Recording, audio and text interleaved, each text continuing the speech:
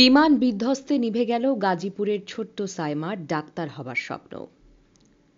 রাজধানী উত্তরায় milestone school and কলেজে প্রশিক্ষণ বিমান বিধ্বস্তের ঘটনায় তৃতীয় শ্রেণীর শিক্ষার্থী সাইমা আক্তারের গ্রামের বাড়ি গাজীপুরে চলছে শোকের মাতম।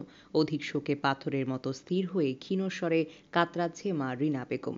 নিহত শিশু শিক্ষার্থী হল গাজীপুরের সিটি কর্পোরেশন বিপ্লবর্তা গ্রামের শাহ আলমের মেয়ে সাইমা আক্তার। আর তার একমাত্র বড় ভাই সাব্বির হোসেন এবার মাইলস্টোন স্কুল থেকে এসএসসি পাশ করেছে।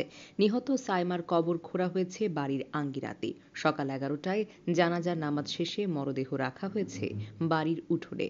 বড় ভাই সাব্বিরের বোন হারানোর আর্তনাদে ভারী হয়ে উঠেছে আশেপাশের পরিবেশ।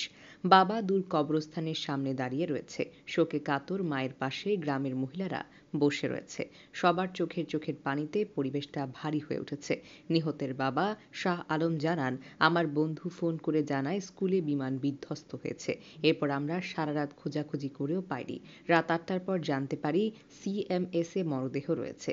পরে আমরা সন্তানের লাশ নিয়ে এসেছি। গতরাতেও মেয়ে আমাকে জড়িয়ে ধরে ঘুমিয়েছিল। কতবার চুমু দিয়েছে রাতে তার হিসেব নেই।